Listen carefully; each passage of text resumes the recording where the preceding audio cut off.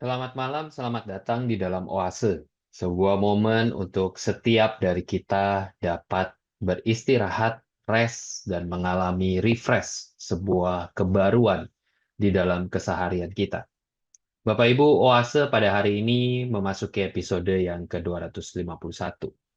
Di dalam buku Returning to God, Henry Nouwen mengatakan, mungkin tujuan dari seluruh kehidupan kita bukan sekedar masuk surga, namun tujuannya adalah berbicara tentang saat ini, momen ini. Kita secara sadar menjadi sepenuhnya terikat dengan Allah melalui Yesus Kristus. Tujuan akhir kita bukanlah sebuah tempat bernama surga, melainkan seorang pribadi, sosok di mana kita bisa pulang dan merasa aman. Apakah saat ini kita lebih mencintai surga dibandingkan Tuhan itu sendiri?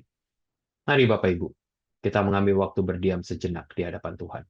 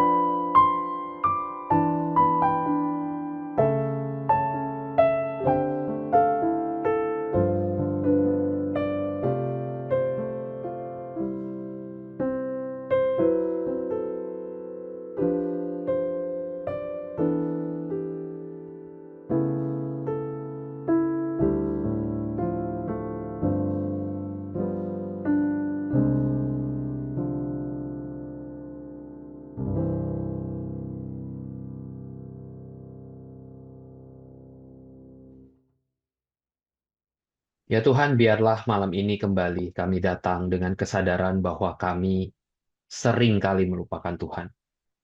Dan di waktu yang singkat ini biarlah Engkau berbicara dan menegur diri, hati, pikiran kami, sehingga kami boleh terus tertuju kepada Engkau. Terima kasih ya Tuhan, hanya di dalam nama Tuhan Yesus kami berdoa. Amin. Selamat malam teman-teman. Malam hari ini kita memasuki Oase episode 251 dengan sebuah topik Gelassenheit. Saya membacakan satu bagian Alkitab dari 1 Petrus pasal 5 ayat ke-7 yang berbunyi demikian, serahkanlah segala kekhawatiranmu kepadanya, sebab ia yang memelihara kamu.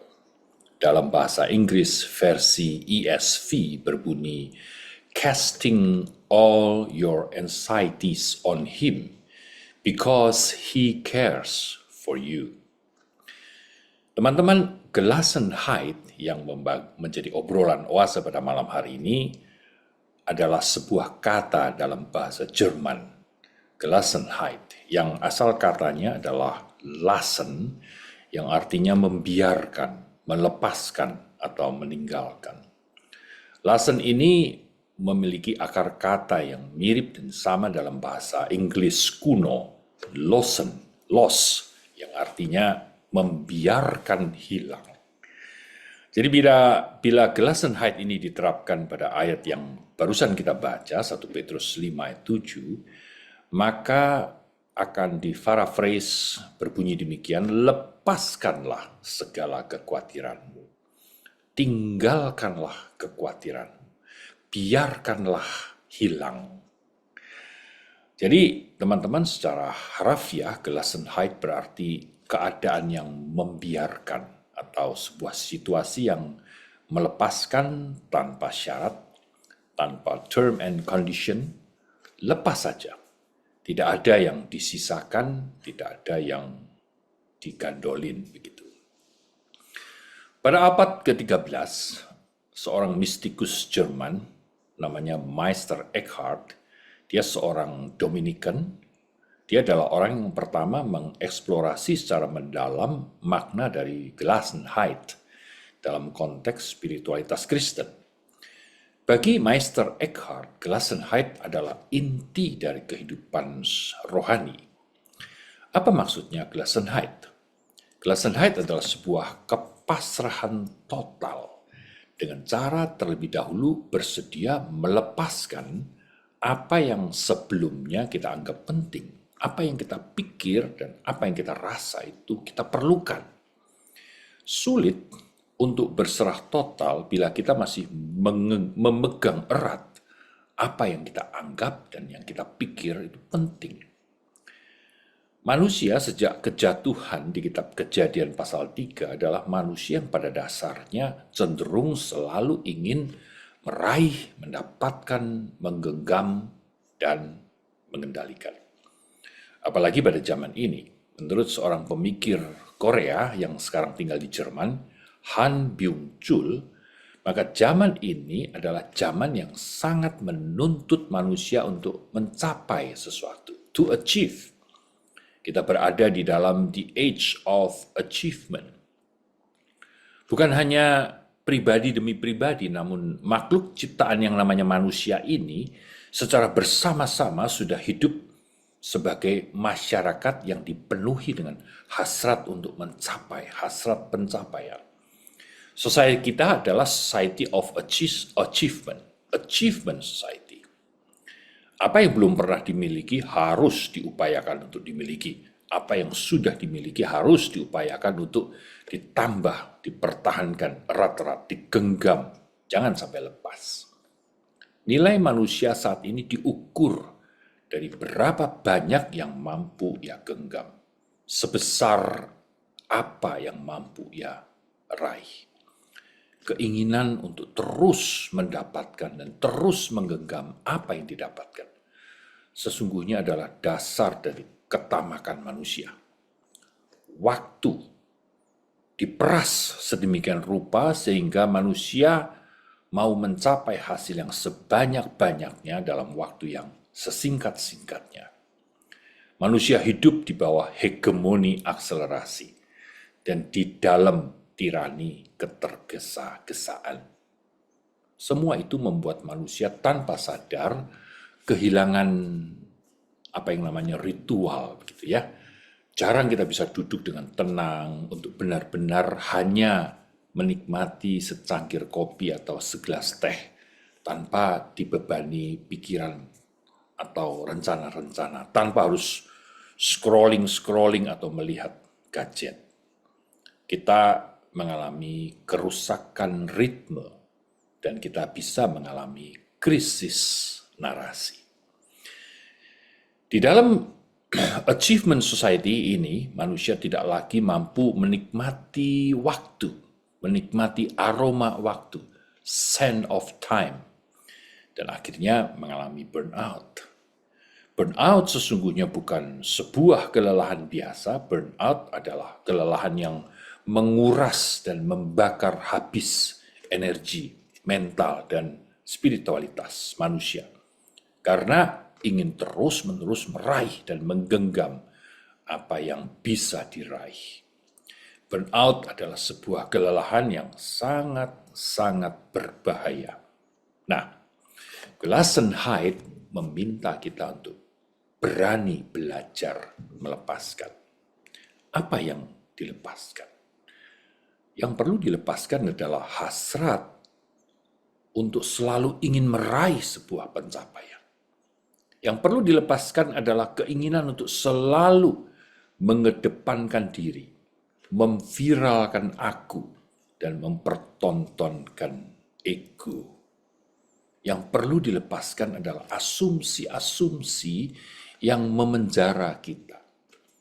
Kita sering berasumsi bahwa kalau melakukan hal-hal seperti ini, maka kita akan sampai kepada pencapaian seperti itu. Bahwa kalau kita berhasil menggapai sebuah target, maka bayangan kesuksesan menjadi nyata. Bahwa kalau bayangan kesuksesan menjadi nyata, maka pemujaan diri kita meningkat. Misalnya berupa meningkatnya follower, like, repost, dan sebagainya. Menurut Han Byung-chul, seluruh asumsi ini bertitik tolak kepada sebuah perspektif keberadaan manusia, atau istilahnya itu premis antropologis, bahwa manusia itu adalah manusia yang mampu. Manusia adalah manusia yang sanggup. Manusia adalah manusia yang bisa. Saya adalah saya yang I can. Kita adalah kita yang we can. Kita bisa, kami bisa. Dan sosial media lalu menjadi sebuah panggung, sebuah etalase, sebuah showcase untuk memamerkan sebuah angan-angan bahwa manusia adalah manusia yang I can. Benarkah manusia adalah manusia yang I can? Seorang pemikir dari Slovenia, namanya Slavoj Zizek, mengatakan bahwa manusia yang I can sesungguhnya adalah sebuah utopia yang abstrak. Sudah utopia, abstrak pula. Ini adalah sebuah optimisme yang absurd, yang tidak nyata. Sebenarnya bukankah Paulus sudah mengatakan di dalam 2 Korintus 5, 2 Korintus 3 ayat 5 ya, dengan diri kami tidak sanggup, itu kata Paulus. NIV menerjemahkan not that we are competent. Kita ini bukan manusia yang kompeten. Kompetensi, kesanggupan manusia itu sudah cacat sejak manusia jatuh ke dalam dosa. Maka asumsi bahwa manusia modern adalah manusia yang sanggup, yang I can, itu sesungguhnya tidak realistis. Maka asumsi-asumsi seperti inilah yang perlu dilepaskan. Kita perlu melepaskan desakan-desakan untuk selalu merasa kuat. Kita perlu melepaskan tuntutan-tuntutan untuk selalu merasa mampu. Kita selalu bisa menang. Kadang-kadang kita diajak untuk berani melepaskan ekspektasi-ekspektasi. Itulah Gelassenheit. Mari kita belajar menerima sebuah kenyataan bahwa kita bukanlah sekuat apa yang kita bayangkan dan apa yang dunia promosikan. Kita harus belajar menerima kelemahan, kekalahan, dan bukan kekalahan sebagai sikap kalah oleh nasib atau menyerah pada takdir, namun sebagai sebuah kesadaran bahwa kita tidak sanggup. Dan di sanalah ada ruang, ada space, tempat kuasa Allah bekerja. Accepting the absence of human ability, embracing the presence of divine power. Nah, justru dari ketiadaan kekuatan itulah, ketiadaan kekuatan itulah yang memberi kuasa, yang bisa memerintah dan mengendalikan. The power of powerlessness. Saudara, kita bahkan perlu melepaskan diri dari asumsi bahwa sosok Allah yang semata-mata itu hanya Allah yang pemecah masalah persoalan manusia. Kita perlu belajar melepaskan profil Allah yang semata-mata adalah Allah penyembuh, Allah pencari jalan keluar, Allah yang semata-mata memberi kemakmuran dan semata-mata memberi kekuatan. Tentu Allah lebih dari sekedar mampu melakukan semua itu. Namun Allah melampaui semua kemampuan yang diasumsikan manusia. Dengan belajar Gelassenheit, kita belajar memasuki dimensi pengalaman akan Allah yang melampaui pemahaman yang selama ini kita miliki. Bagaimana dengan Allah yang seolah-olah membiarkan dunia berjalan buruk, seperti yang saat ini kita lihat? Konflik, perang, kemiskinan, penderitaan yang tak habis-habisnya, saudara. Bagaimana dengan Allah yang seolah-olah membiarkan pergumulan yang kita alami bertahun-tahun, tanpa ada kejelasan kapan ada jalan keluar? Bagaimana dengan Allah yang seolah-olah buta untuk melihat situasi kehidupan keseharian kita yang barangkali pada hari-hari makin lama makin sulit? Bagaimana dengan Allah yang seolah tuli dan bisu? Beranikah kita membiarkan Allah, melepaskan Allah, membiarkan Allah sebagaimana Dia Allah? Let God be God. Apabila kita mengakui Allah sebagai Allah, maka selayaknya kita tidak memberikan sangkar pemahaman atas apa dan siapa itu Allah. Identifikasi kealahan menurut sangkar pemahaman kita sering mereduksi otentisitas Allah dan kita masuk ke dalam perangkat yang sempit. Maka malam ini kita mari belajar Gelassenheit, memberikan kebebasan agar Allah menjadi Allah. Let God be God.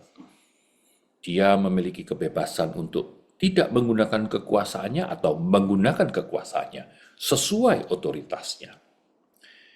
Bila Allah diakui sebagai Allah yang berdaulat, maka Dia berdaulat mempertontonkan apa yang dianggap manusia sebagai kelemahan. Biarlah Allah mempertontonkan kedaulatannya justru dengan sebuah seolah-olah pembiaran. Bahkan mungkin bagi manusia menunjukkan kelemahannya. Filipi 2 menunjukkan secara sukarela Allah mengosongkan diri. Kenosis, ini adalah pengosongan ilahi. Sebagai bukan bentuk kontradiksi dengan kemahakuasaannya, namun justru sebuah cara untuk memanifestasikan kemuliaannya. Maka teman-teman, Gelassenheit, tindakan untuk melepaskan sesungguhnya bukanlah tindakan pasif.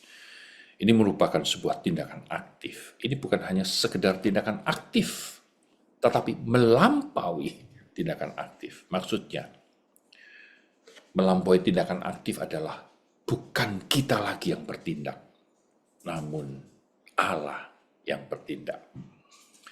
Masih ingatkah teman-teman kepada sebuah lagu anak muda Waymaker yang menuliskan lirik seperti ini? Even when I cannot see it, you working. Even when I cannot feel it, you working. You never stop. You never stop working. Bahkan ketika aku tidak bisa melihat dan merasakan Allah itu bekerja, tapi sesungguhnya Engkau tidak pernah berhenti bekerja. Lalu di mana posisi kita? Sangat menarik bagaimana Alkitab versi The Message menerjemahkan 1 Petrus 5 ayat 17. The Message menerjemahkan seperti ini, so be content with who you are. Cukupkanlah dirimu sebagaimana kamu ada sekarang ini. Sebagaimana siapa kamu. Tidak perlu mengandaikan diri menjadi seperti kamu yang lain. Teman-teman, bukankah ayat ini senada dengan Filipi 4 ayat 11? Aku telah belajar mencukupkan diri dalam segala hal. Apakah ini sekedar semata-mata ungkapan menghibur diri dari Paulus untuk sekedar rasa yang mencukup-cukupkan diri, atau sebuah fakta bahwa di dalam banyak hal kehidupan kita ini cukup? Dari mana ekspresi cukup ini berasal? 2 Korintus 19 ayat 2 Tuhan mengatakan, cukupkanlah kasih karuniaku bagimu. Teman-teman, kecukupan kita adalah kecukupan transendental, kecukupan di dalam kasih karunia Allah. Kecukupan seperti inilah menjadi sebuah alasan mengapa kita berani Gelassenheit, berani melepaskan banyak hal. Sampai-sampai sepertinya kita tidak memiliki apa-apa lagi. Namun jangan lupa, di tengah-tengah perasaan kita tidak memiliki apa-apa lagi, sesungguhnya Allah memiliki kita, supaya kita memiliki Allah. Yohanes 15. Kita bukan hanya memiliki Allah, namun kita bisa berlama-lama dengan kehadiran Allah. Istilah yang diberikan Han Byung-chul adalah lingering with God, berlama-lama dengan Allah. Sehingga kita bisa mengalami doa Daud di dalam Mazmur 27. Satu hal yang telah kuminta kepada Tuhan, itulah yang kuingini. Diam di rumah Tuhan lama seumur hidupku, dan menyaksikan kemurahan Tuhan seumur hidupku, dan menikmati bait-Nya. Saudara-saudara, teman-teman, mari kita mengambil waktu diam sejenak di hadapan Tuhan. Teman-teman boleh memejamkan mata dan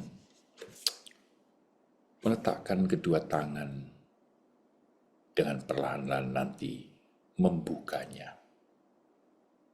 seiring dengan doa ini.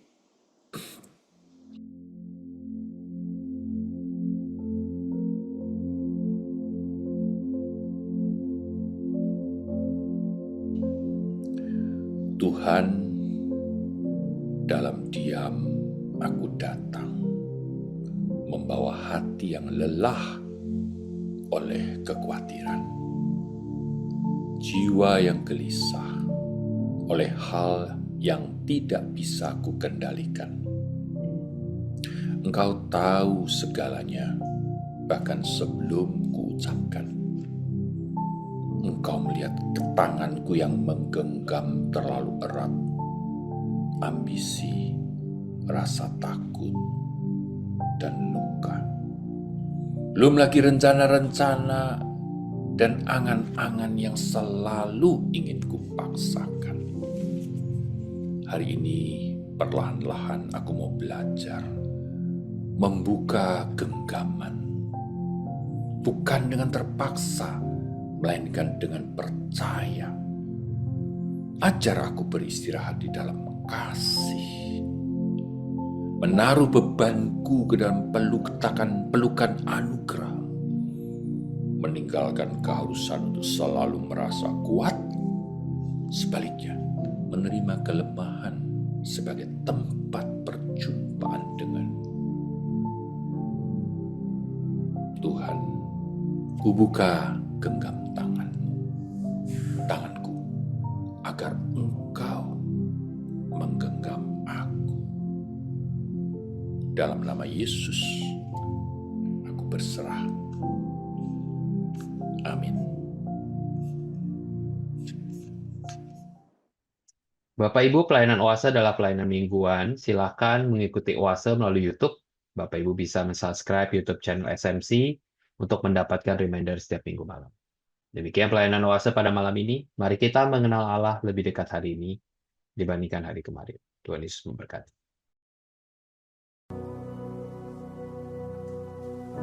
The Lord bless you and keep you.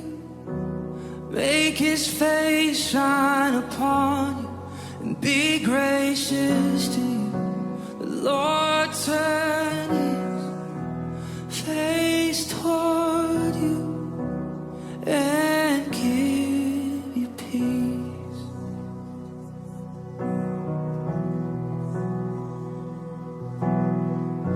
The Lord bless you and keep you. Make His face shine upon you and be gracious to you.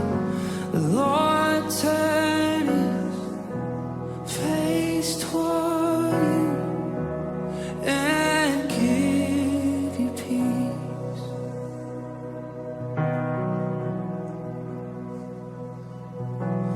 Amen.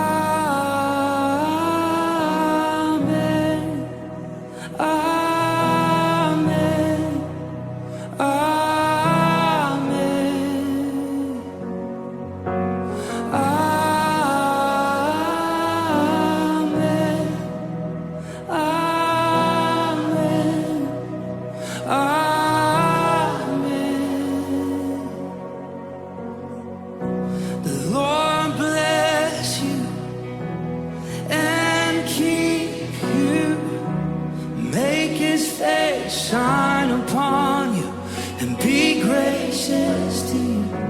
The Lord turn his face toward you and give you peace.